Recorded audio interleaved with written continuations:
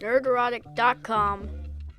Greetings, you over 1 million hellions and the 40% who haven't subscribed yet. This year marks the 50th anniversary of the release of the greatest comedy ever made, Blazing Saddles. Hey, where are the white women at?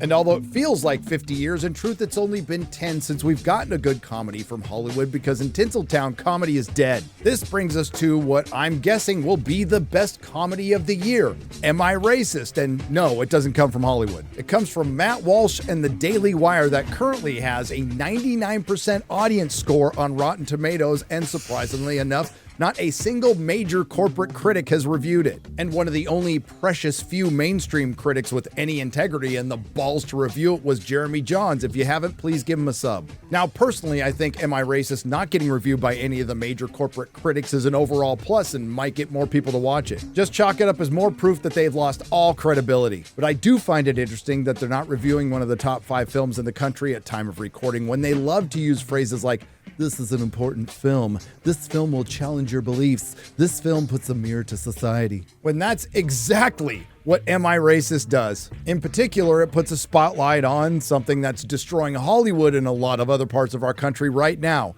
DEI. Diversity, equity, and inclusion, something I might have brought up once or twice on this channel. Matt Walsh is best known for What is a Woman and his commentary on the Daily Wire, YouTube, and Twitter, some of which I agree with, some of which I don't, and I'm sure he doesn't agree with a lot of things I have to say if he knows I exist, which he probably doesn't. And I gotta give it up to Matt. His trolling and deadpan humor is spot on, and this, in a way, is an answer to Borat. This is certainly something Sacha Baron Cohen or somebody else should have done a long time ago. But they're too afraid to. More on that later. Because the best thing Am I Racist does is expose the race hustling industry and show you how absurd it is. Fighting hate with hate. Don't believe me? The opening quote of the film is from the author of How to Be an Anti-Racist, Ibram X. Kendi. Quote, "The only remedy to past discrimination is present discrimination," unquote. Now, the film opens up with Matt pontificating on how he should go about his DEI experience and get out of his bubble.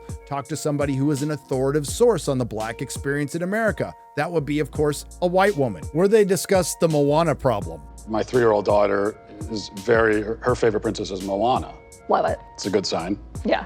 A little bit of cultural appropriation here. She wants to be Moana for Halloween. Mm-hmm. So how do we navigate that? Do I go and buy the Pacific Islander native attire for my white 3-year-old? I wouldn't. I wouldn't.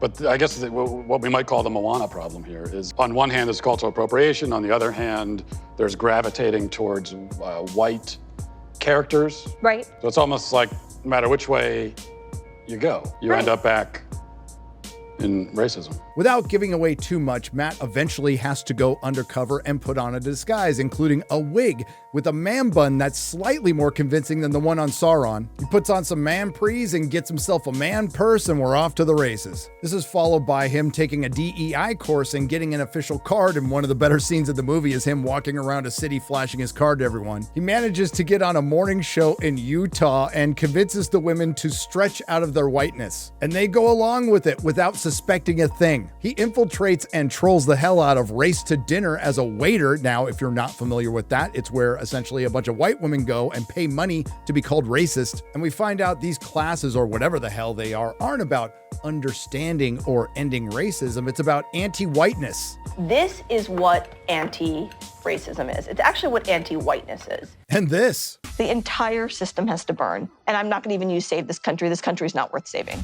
This country is a piece of shit. Oh, sorry. Sorry. And if you're wondering why all these people agreed to even be in this film, well, they paid handsomely for it, including these 2 women with these 2 viral videos, both completely willing to tell their truth for lots of money. I would say that we need to abolish whiteness. The producers paid handsomely to get the ultimate hustler, Robin DiAngelo, author of White Fragility, a book that's practically the DEI Bible. Matt famously gets her to pay reparations to his producer, and my personal favorite part was him mansplaining to her about mansplaining. Within this expensive interview, we find out that Robin DiAngelo, unsurprisingly, worked directly with companies like Netflix, Amazon, Google, and Snapchat. She also admitted that when she goes into a grocery store, she notices when somebody's Black. I don't know about you, but I don't. The only thing I notice in grocery stores these days is how fucking expensive everything is. Another good part is when he's in front of the Washington Monument and he's convincing people to sign a petition to change it to the George Floyd Monument and telling them that they're going to paint it black and increase the size 30%. Now, he does go into the South and talk to some regular people, and we find out that they actually judge one another on the content of their character, including this guy. And listen, not all heroes wear capes. Sometimes they wear vaginitarian T-shirts. And he ends his journey with creating a workshop called the Do the Work Workshop, which does have a real website, and it ends about as well as you'd think it would.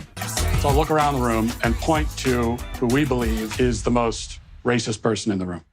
I laughed throughout this entire movie, and it absolutely does what it set out to do, exposing an extortion industry with its own words, leading to some of the people in this film leaving ex-Twitter, as they should. You would hope they would be embarrassed, but they're probably not. But the good news is some corporations are starting to pull the plug on this because they are embarrassed and they're losing money. They're starting to understand that DEI, as best described by my good friend Ryan Kinnell, is a death note, including Hollywood, which has been firing diversity officers and slashing DEI departments. And yes, Am I Racist at time of recording is in over 1,000 theaters in America, and you can go watch it right now, and I highly recommend you do. But enough of me, let's go to the people. Again, Am I Racist is currently sitting at a 99% audience score with a 95% verified audience score. And I'll just go to the latest verified reviews. No Name for 5 stars. Everyone in the smaller theater we viewed it in yesterday, 9/15/24, laughed and laughed. It was truly relevant in the time we live in. Excellent movie. We'll definitely watch it again. And these are all 5 stars. Ava Marie, honest, hilarious, informational, truth. Patrick G, most hilarious movie of the year. Highly recommend for any open mind. Kenneth Stryker for 5 stars. Absolutely amazing. My stomach hurt from laughing, plus loud so often.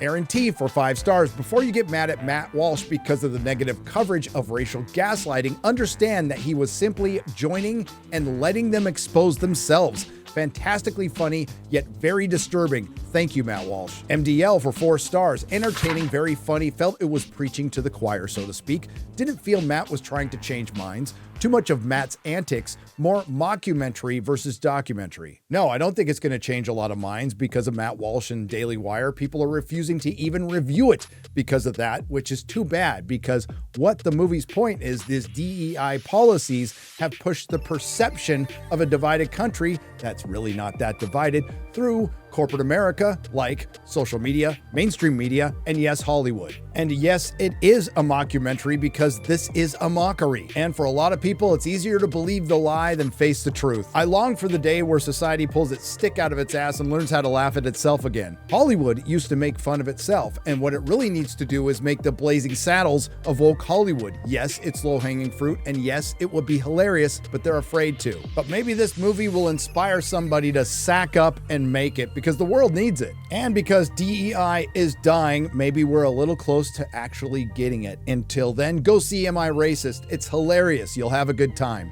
Nerdrotic.com. If you like what you heard, please like, share, and subscribe. If you didn't like what you heard, I thank you for listening this long. I will see you in the next video.